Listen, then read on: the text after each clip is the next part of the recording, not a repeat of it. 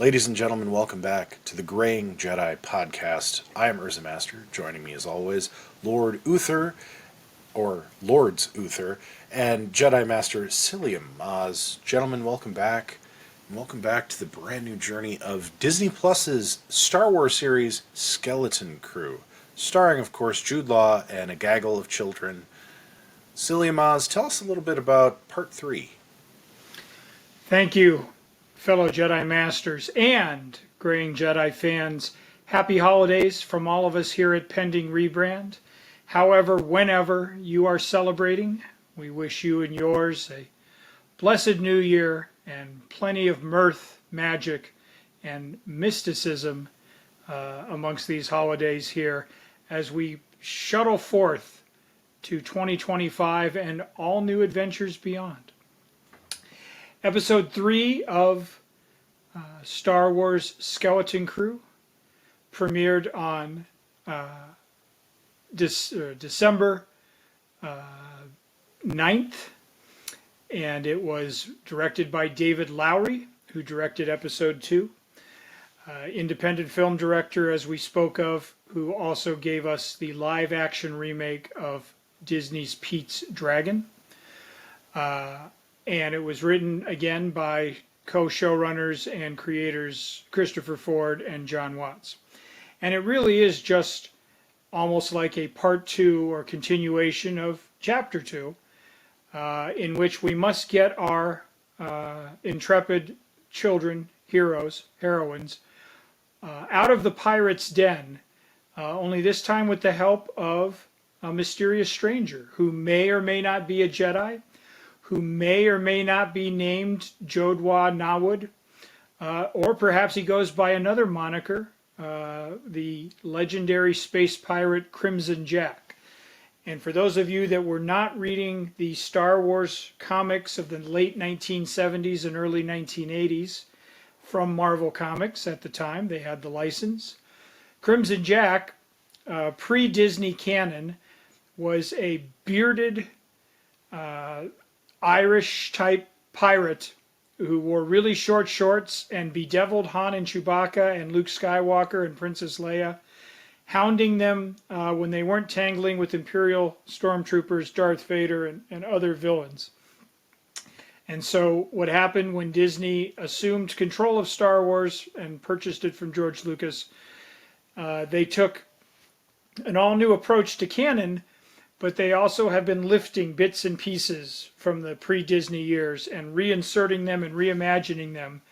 And so us longtime Star Wars fans heard the name Crimson Jack uttered several times in this episode, and we were very, very excited that this is potentially who Jude Law's enigmatic character is portraying, albeit without the really red beard. Redbeard, pirate. Okay, now you see what they were doing there. Gentlemen, this is a Jude Law forward episode. It's also very reminiscent, much like we've talked about the Amblin influence, the Goonies, E.T., Gremlins, etc. This one had a little bit of the Dark Crystal in it for me, specifically, because part of this episode involves journeying to find the coordinates of where they're supposed to get home to, the legendary mythical planet of At-Attin. And so they end up going to a distant observatory out way beyond the galaxy on an abandoned moon, where they meet a colorful character named Kim, voiced by Arrested Development's Alia Shawkat. She was, I think she was maybe in the Arrested Development series, if you're familiar with that comic gem. She was the voice of this owl/cat creature who had the ability to narrow down the field of how many planets to study in order to get our 4 children, Wynn, Neil, Fern, and KB, back home. She doesn't trust Crimson Jack, and in fact she calls in the Republic authorities on him, who show up in the form of a pair of X-Wings. And what's fascinating is the entire planet of At-Attin, as we've been introduced to it doesn't seem to realize that there's a lot going on outside of, quote, the barrier. And so when the kids are asked to take up defensive positions at the end of the episode, they're actually shooting at New Republic X-Wings. And those are the good guys. I mean, as any Star Wars fan would know, and they don't seem to recognize the difference between that and the Imperial remnants and so forth. So it's an interesting, for all we know, they've never seen an X-Wing fighter before. It's suggested that they're not aware that Alderaan has been destroyed by the Empire or the Great War, the Galactic Civil War between the Rebellion and Emperor Palpatine and the Dark Lord of the Sith. So it's interesting. I hope we'll get more of that as the show progresses, perhaps, as to what they know, don't know, and discovering that the galaxy is indeed, even after the Empire's fall, a very dangerous place. I loved Jode Nawood / Crimson Jack. I loved his disdain of droids. I loved that he was forced to rescue SM-33 from the culvert. I love the scene, well crafted by director Lowry, where the kids are debating whether to trust him or not, and in the background you can see he's already trying to make his escape and being shot at by half the pirates at Camp Borgo there. Instead of showing him steal a shuttle and blast his way to the there, we just cut right to it. We get it that he had to fight his way. I mean, it's a nice way to tighten the narrative and make it sort of a comic visual gag as opposed to laboriously spelling it out. We get it. He was discovered and he had to make a quick getaway. I love trying to get away while still tied up the fuel line. I love that whole choreograph sequence and the special effects. I loved Kim, this creature who's wise beyond her years. A different way to go. The CGI was very convincing, and the special effects, as always, top notch. I love the image of them walking with another planet or moon, sort of in the background there. And there's little tiny figures in the foreground. It reminded me of Saving Private Ryan, and so forth. We have these little figures on the horizon and then something big in the background. Just again, gentlemen, if you're vibing on this show and you're picking up on where it's going, I can't see you being displeased as an audience member, as a Star Wars fan, what have you. How was this escape from the pirates of the Caribbean? It was great. I totally agree with the whole Amblin tie-in. This felt very, very much like those 80s kids movies I grew up with that, it brought me to that adventure moment. And the hijinks. It genuinely felt kind of fun and zany in the best way. Not in a forced sort of overly childish way that I think a lot of kid material is these days.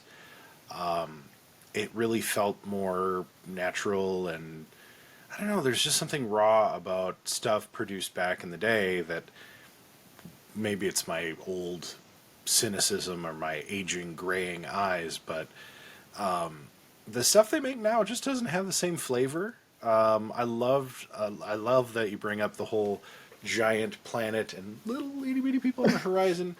That felt so cool to me, and yeah, it drew me back to some of those big epics, but it also kind of brought me back to E.T. flying across the face of the moon and all the stuff I loved as a kid. So in a way, it's a nostalgia trip, but it feels new enough that I'm also this is cool.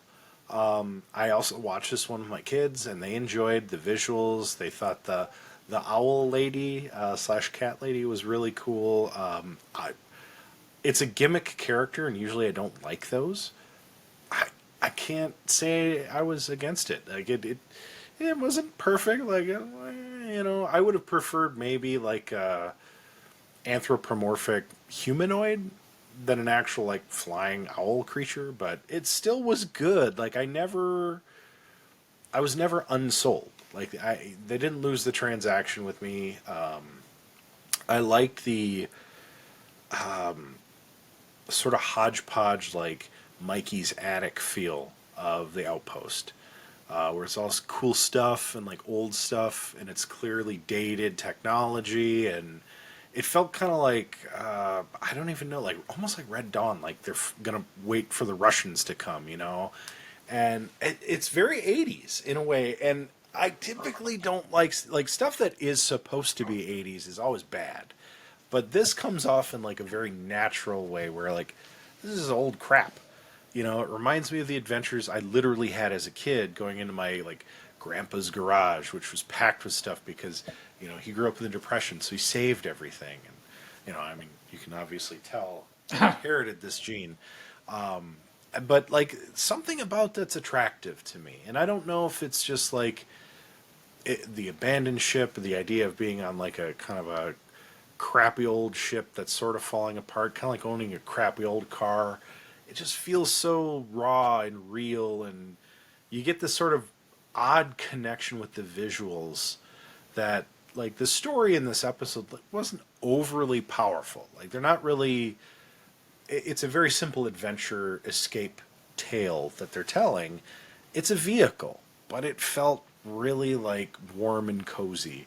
And to come out around Christmas, like this is kind of a nice sort of watch this by the fire type deal. So they're hitting on all cylinders for me with this one. Like I don't know what it is, but they've got me hook, line, and sinker, and I've like 3 episodes in, I've yet to find fault with this show, to where I'm like, and I really want to, because like I hate child actors, but I don't know, I gotta admit I'm enjoying myself. Well, you guys know I was railing this when it was coming out. It's with all the trailers and everything, and I am hook, line, and sinker for this show, which I was not expecting that, because to your point, Urza, I wanted to dislike it because I didn't like the trailers. So for me, this is one of those times where the trailer doesn't match up with what we're seeing. But I'm having a lot of fun with this one. It's not just a serious Star Wars line in a sense. There's a lot of fun added into that, and the kids are helping by pulling off their part. Like, talk about towing the line. Like, they are completely doing what they're supposed to do as child actors, and they're nailing it. And again, I didn't think I was going to say that, so that's really caught me off guard. I'm going to bring up one of your points that we always talk about, which is droids being a big part of Star Wars, and it kind of hit me while watching this 3rd episode. The ships are also, I think, a big part of the story, and can be impactful, because I kind of feel like everyone loved the Falcon. Rugged, fast, right? This hunk of junk, all that kind of stuff. Like the sleekness of the X-Wing when it first came out. This, Razor Crest, there's just something about that ship. This ship just seems like this old clunker car that, you've experienced this. We just had a conversation a little while ago. You're trying to fix all the parts. Something's wrong over here, and you got to fix something wrong over there. But it works. It gets you where you need to go. You're not worried about damaging it, so you'll fly it into other ships that are in the spaceport here. Like, there's just this personality that these ships almost seem to have, and this one has some of that personality. The writing, like we've talked about, is incredible, because we still don't know if this dude is a Jedi or not. I mean, I think we do know after the 3rd episode, but it could be a little something. Something's definitely going on there, right? That whether he was part of Order 66 or he's a graying Jedi, it could be a lot of different things that we're seeing. So I really like that. The barrier, if they don't know about the Empire and things like that, how do they know about Jedi? Right. Why is there that book? So, Psyllium Maas, I want you to think about that one a little bit, because unless they're a Jedi on the like, is that something that's common, even this barrier area? I also wonder if the parents are covering something up when it comes to that just the kids don't know. But here's my important question to both of you: how long can this story go, where they're trying to find their way back? How long could we really drag this out until we jump the shark and we don't want to see this anymore? So let's start with Psyllium Maas. Well, I think the plan all along, and it's kind of funny because they're doing their end of the year analysis of studios and projects that worked and TV shows and films that didn't. And so Disney was asked about The Acolyte and why they chose not to go forward with the season 2 for that show. And they were blunt, but they were there. They said, we were happy with the response, but not at the price point that the show, cost. The Acolyte cost, $110 million an episode, apparently. I mean, and you saw that on the screen, and you saw the top-notch effects and all of that, but there's a formula, an algorithm that data points that say in order to continue this investment, we have to hit certain targets with our audience and engagement and things of that nature. Skeleton Crew is also an expensive show to produce. I don't know if it's 110 an episode. It might only be 75 or 80, but it is an expensive show. You can see that as they're trying to escape the spaceport, and those are ILM worthy, John Knoll created effects. Those don't come cheap, obviously. But they're out of the gate with good reviews. I think ratings have been solid early. It's hard to measure these things because they don't usually report accurate streaming numbers until they're forced to. And so the creators of the show, Ford and Watts, they have a plan, just like the showrunner Leslie Headland had for The Acolyte. There are additional seasons and more story to come. But again, on this particular tale, how long will it take them to find home? I mean, it's kind of like The Fugitive, right? The television show now, not the Harrison Ford film based on the television show. The man is framed for the murder of his wife, and he goes on the run, and he has to catch the one-armed man and do it. Well, as long as the show is successful, he can't really catch the one-armed man, can he? As long as we don't know who killed Laura Palmer, the show can go on indefinitely. But eventually, you got to answer who killed Laura Palmer, and then it becomes a whole different kettle of fish. So, how long can they search for home? It might be a couple of seasons, easily. I mean, they don't have to find it in 7 episodes if they don't want to. But eventually, once that is, then the question is, do you have anything else, in your bag of tricks following that? These kids are at the age where you could easily do a second season and even perhaps a third if it was, like The Mandalorian successful. I don't think these shows are designed like networks to run like Grey's Anatomy, 26 seasons and then just rotate the cast members in. Thank God. Right, but I'm saying, or ER or NYPD Blue or Law and Order, I think they have a ceiling. I think it's probably anywhere optimistically between 3 seasons and 4. The Mandalorian only went 3 before they decided to switch gears and go to the big screen. Star Wars is a big screen property. We know that. We love having it on the small streaming screen and being able to get weekly episodes in our weekly fix. But its true home is on the silver screen. I mean, that's not something you can really argue. But I think with this show, if the ratings continue to impress the execs and the engagement online and in critics is solid and supportive, then I think this can go 2, 3, maybe even a 4th. But I don't think they would want to go any further than that. A, the kids will age up, and then you'll have those issues. And B, like you say, there is a finite how long can they keep searching, but it's also very open-ended. So you don't have to put them in a box and say, well, they better find home before, episode 7. So that's what I think. It's expensive, and ultimately Disney will see, is the expense worth it?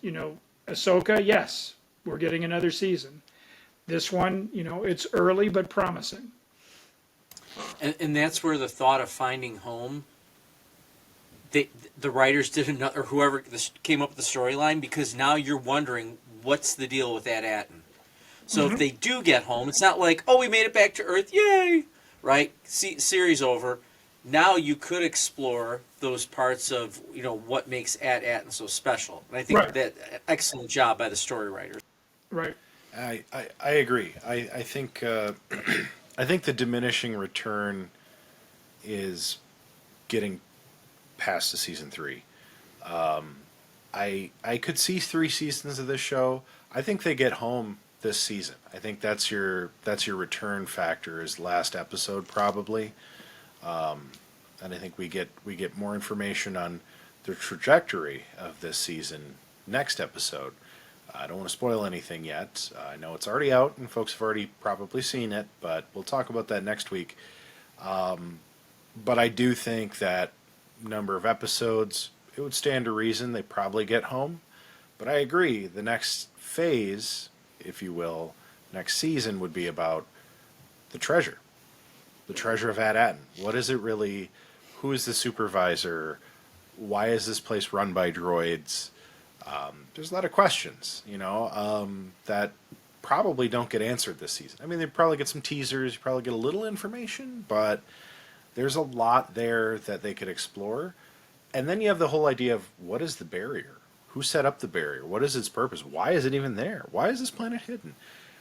That could tie into a third season where, like, okay, they find the treasure, but then you have to explain why is this here? Why is this significant? What really, truly is it? Who put this all in place? Was it the Republic or a sinister force, perhaps? I think there's some meat on the bones there, and then you'd unlock your third season, but you get too much further beyond that. There's really those big 3 core questions. And through those seasons, you have to reveal who Jode really is. Is he really Jedi? Could he be a Sith? Could he be a gray Jedi? And crossover is bound to happen. Like, at some point, they're going to tie in a New Republic show, whether it's Ahsoka or Mando or a series yet to be named, right, or a movie. You've got that tie-in that will eventually come. Probably season 3, if it gets that far, or maybe season 2, maybe even this season. We don't know that yet. But I do think you run the risk of becoming the next Stranger Things, and everybody loves that show, and it's stupid, and you're stupid for liking it. No, but seriously, the first season of that show was pretty good. Pretty good. But to take it another 4 seasons and make it about the Russians, like, that was dumb. It should have never gone another season. That was a great 1-season show. Far too much cigarette smoking. But aside from that, solid 1-season, 1-shot show. The British have really figured this out. And the Japanese, like, 1, 2 seasons, we're good. We covered everything. You leave a little meat on the bones in case somebody decides to do a movie someday. I see merchandising in the future of Skeleton Crew. And that's something that's going to really... Neil. I don't want it to fall victim of the almighty dollar. That's my biggest fear, is they keep pumping out seasons of the show because they're making money on the merch. It's the beauty of the Goonies. You have 1 movie. They never made a Goonies 2. They should never make a Goonies 2. They should never reboot the Goonies. You had the Goonies 2 video game from the Nintendo, and it was fantastic. Highly recommended. That's all you need. That is all you need. You do not need another rehash of the same crap. There's nothing further to tell there unless you want to visit them all as adults. And we, frankly, got that in Loki Season 2. So, I'm good. But that's my take on it. But I think it does beg the question of, we think about a season of a debut series, 3rd episode. You're probably expecting, you're still in the world building phase. Where do your Kyber crystals land in this world building vehicle episode? Lord Uther, how did you find? Yeah, I'm definitely a Lego Grogu Ooh. Green. Bravo. I am loving this series. It gives me hope, and for my whole take on where I hope the series, plays itself out, is them being a part of the trilogy, the new trilogy coming out. So that's my hope, and I've voiced that several times, and I think that is a long-term plan. Well, gentlemen, it is the holiday season, and excited and current Graying Jedi viewers, I apologize if I've used this prop before, but again, it is the holiday season, and I probably won't be doing this in March. But we're going to go with my homemade stocking from Mrs. Martinez and the first grade with my name on it, Aaron, and some plastic jewelry or little bits there, little bedazzlements that have still managed to stay on since 1978. And so this is our holiday wishes from Pending Rebrand. Also, how the show is like a stocking full of the neatest presents. I do want to take 20 seconds and praise Jude Law, not just for the work he's doing in this episode, but like many actors, he came in as a young upstart. We all remember him from Steven Spielberg's AI and so forth. And he did a bunch of films in a row, and he did cameos, and he did all of this. And you kind of felt like you knew Jude Law. And then suddenly he was on the other side of a certain age. And suddenly now the roles he's choosing, he's doing some interesting work as Henry VIII in a picture called Firebrand.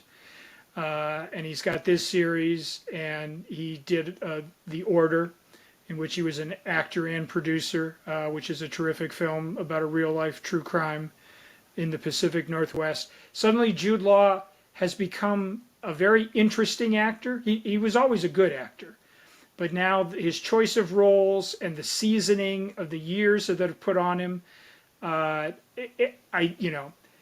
hesitate to say that he'll turn into Patrick Stewart, and how he evolved from first season Next Gen to the elder statesman that he is here. But like I say, don't sleep on Jude Law. He's having a little bit of a renaissance right now, and like I say, he's doing interesting, provocative, good work, no matter the genre. And this role is completely different than these other roles he's taking on. And he's fun, and his chemistry with the kids is real. And I think he's going to be just as important a component of this show going forward as our 4 trio of stranded youngsters. Ooh. I love that. Shout out to Jude Law there. It gave me a thought of the Warp Core podcast. Jude Law as the next captain of the Enterprise. Ooh, wow. Let that soak in. I give this a 1996 World Champion Green Bay Packers green, by the way. This episode, it was great. It gave me all the good feels that I want. And it was very Star Wars. It's like watching the Goonies for the first time, seeing this series, to be honest with you. I don't know. It brings me back to when I was a kid and movies were about fun and adventure, but they felt dangerous and raw and real, and the beauty of what we're seeing on the small screen. It's like getting a new movie every week. I'm never going to complain about that unless it's Stranger Things, because that show sucks. I also will say that I'm blown away by the talented young actors, not just playing kids, but doing it in a way that's fun and silly, but still serious enough to come across as real, nuanced, well-written. I don't know if it's just kids these days grow up faster or something, which I hope not, because I hope my kids stay little forever. But it seems to me like kids in movies in the 90s were always irritating and annoying and dumb. I'm pointing at you, Hollywood, for somehow mucking that up, because dang, these kids got it real good. I don't know if acting school is better, or if there are just more of them in LA these days, that they're finding kids with tremendous talent. Where they found a kid shaped like an elephant, I'm guessing United States, but it could be anywhere. No, it's good stuff. Really happy with the way this is going. I hope it never hits its ceiling. I hope it, hops off the wave before Keanu Reeves says via con Dios to it being a good series.